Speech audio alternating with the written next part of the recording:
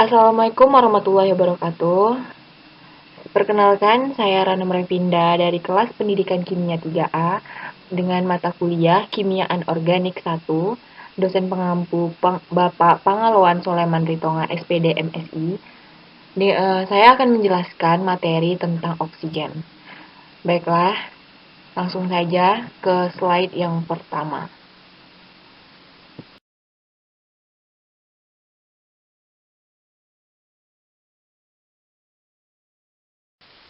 Baiklah, yang pertama saya akan membahas tentang sifat-sifat oksigen. Baik, bisa kita lihat di sini.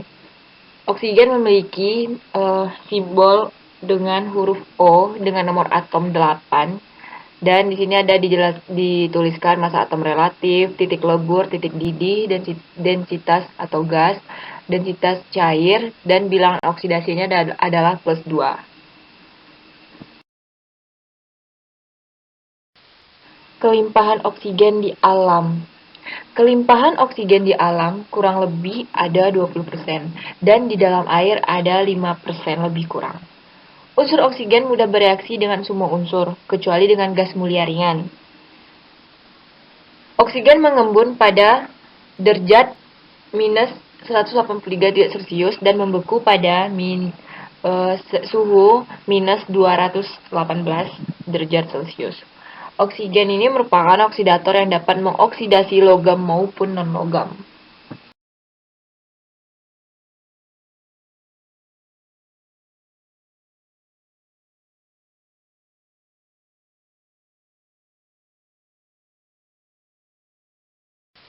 Baiklah, selanjutnya kita akan membahas tentang bagaimana cara pembuatan oksigen di laboratorium.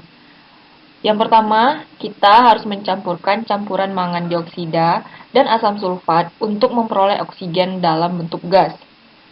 Reaksi ini didapatkan dari hasil pemanasan yang ditemukan pertama kali oleh Cewis-Kiel. Dan langkah yang kedua, memanaskan merkuri 2 oksida untuk mendapatkan oksigen yang menguap dalam bentuk gas. Pada tahun 1771, cara pembuatan oksigen ini ditemukan oleh seorang bernama Priestley. Dan yang terakhir, caranya adalah memanaskan peroksida untuk menghasilkan oksigen dalam suhu panas.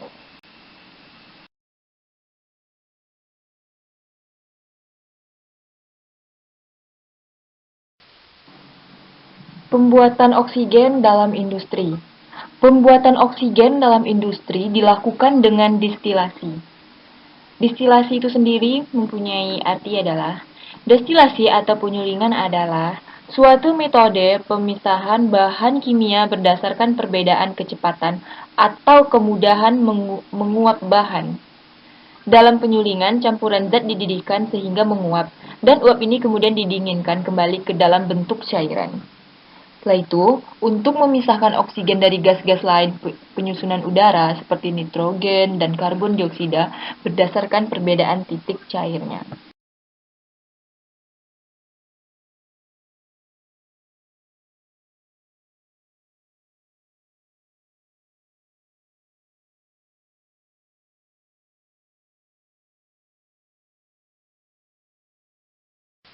Selanjutnya adalah peranan oksigen bagi kehidupan. Sangat banyak peranan oksigen ini di dalam kehidupan kita sehari-hari. Yang pertama itu untuk menggerakkan sistem pernafasan, membantu sistem peredaran darah, memaksimalkan daya ingat, mencegah pertumbuhan sel kanker, serta membuat pikiran lebih tenang. Jadi, kalau di dalam tubuh kita ini kekurangan oksigen, maka kita akan mudah terjangkit penyakit seperti asma, gangguan pernafasan, serta keracunan.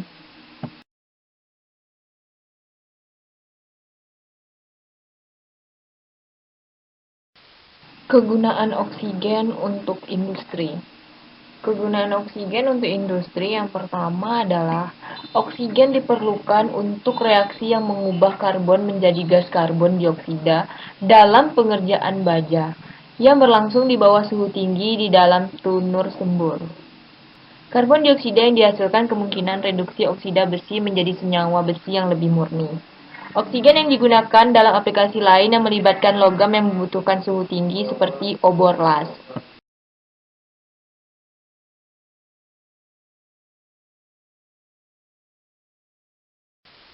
Baiklah, selanjutnya ada sifat oksigen yang ada dua, sifat fisik dan sifat kimia. Yang pertama kita akan membahas tentang sifat fisik. Kita bisa lihat di sini ada beberapa sifat fisik dari kimia. Yang pertama dari warna, fase, odor, rasa, konduktivitas, dan daya larut.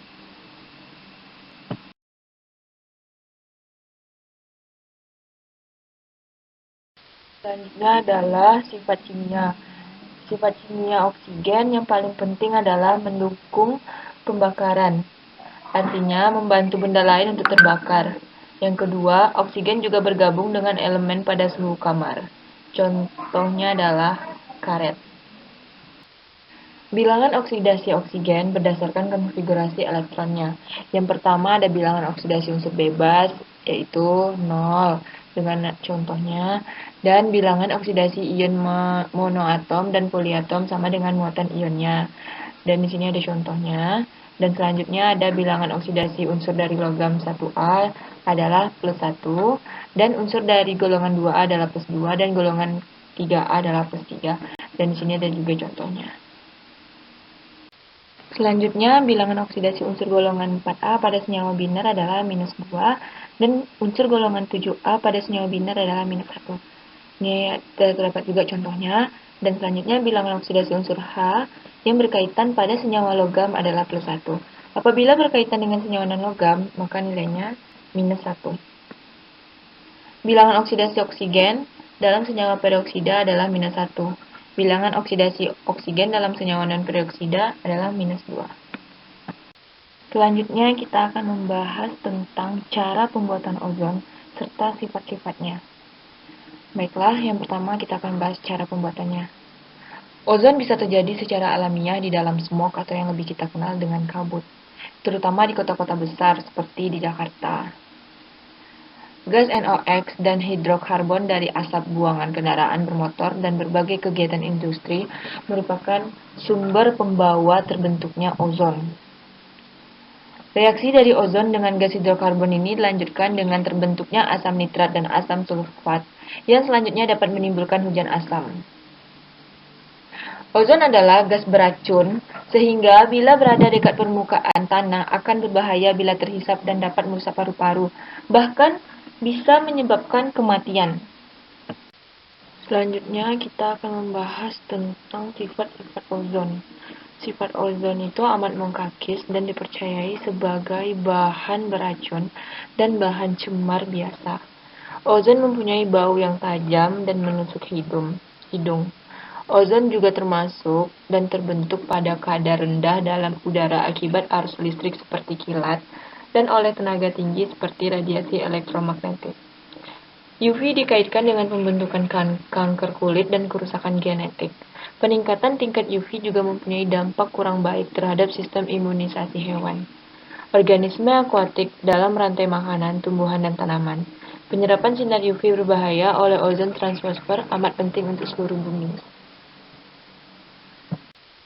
Selanjutnya kita akan membahas tentang kerusakan ozon yang disebabkan oleh alat perhubungan transport bermesin jet pesawat supersonik dan penggunaan klorofluorokarbon atau freon sebagai propelan dan refrigeran.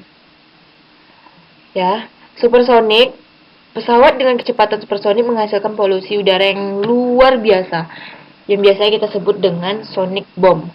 Polusi ini berupa suara keras seperti guntur yang didengar oleh seseorang di tanah ketika sebuah pesawat terbang di atas dengan kecepatan supersonik. Biasanya kaca sebuah rumah yang dilewati oleh pesawat ini akan mengalami keretakan karena saking kerasnya suara itulah yang menyebabkan kaca tersebut menjadi retak. Oleh sebab itu, pesawat jenis ini hanya diperbolehkan menggunakan kecepatan maksimalnya ketika berada pada ketinggian tertentu dan di laut lepas.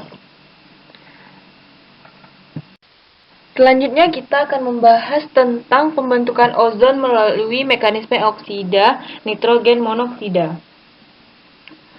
Pembentukan ozon troposferik melalui karbon monoksida dimulai dengan reaksi karbon dioksida dengan radikal hidroksil membentuk atom hidrogen dan karbon dioksida. Radikal peroksi yang terbentuk kemudian bereaksi dengan natrium monoksida membentuk natrium dioksida yang kemudian mengalami fotolisis dan salah satu atom oksigen akan bereaksi dengan oksigen membentuk ozon. Selanjutnya, macam-macam oksida logam, non-logam, dan metaloid. Senyawa oksida adalah persenyawaan suatu unsur dengan oksigen. Oksigen selalu bervalensi 2. Unsur-unsur terbagi atas logam, non-logam, dan metaloida. Sehingga dari masing-masing dikenal oksidanya, yaitu yang pertama ada oksida logam, ada terdiri dari oksida basa, indiferen, amfoter, dan peroksida. Dan oksigen non-logam terdiri dari oksida asam, indiferen, dan peroksida. Di sini terdapat oksida logam, yang artinya oksida logam adalah senyawa yang terdiri dari ion logam dan ion oksida. Sedangkan oksida non-logam adalah senyawa yang terdiri dari atom bukan logam dan atom oksigen. Perbedaan utama antara oksida logam dan non-logam adalah bahwa oksida logam adalah senyawa dasar, sedangkan oksida non-logam adalah senyawa asam. Di sini ada beberapa sifat fisis dan kimia air. Ini adalah sifat dari fisis air. Dan cara pembuatan hidrogen peroksida, yang pertama hidrogenisasi dari antoroquinon, yang kedua oksidasi antoroquinol, yang ketiga ekstraksi larutan hidrogen peroksida, dan pemurnian dan pengonsentrasian hidrogen peroksida. Baiklah, pembahasan kita yang terakhir mengenai tentang sifat-sifat hidrogen peroksida. Di sini, titik didih hidrogen peroksida telah diekstrapolasi menjadi 150 derajat Celcius. Sekitar 50 derajat Celciusnya lebih tinggi daripada air. Dalam praktiknya, hidrogen peroksida akan mengalami dekomposisi termal yang berpotensi meledak jika dipanaskan pada suhu ini. Hidrogen peroksida dapat didistilasi dengan aman pada suhu yang lebih rendah di bawah tekanan rendah. Baiklah, saya sudahi pembahasan kita dengan membacakan Alhamdulillah. Saya mohon maaf apabila ada kesalahan dalam penjelasan. Saya akhiri. Wabillahi taufiq wal hidayah. Wassalamualaikum warahmatullahi wabarakatuh. Terima kasih.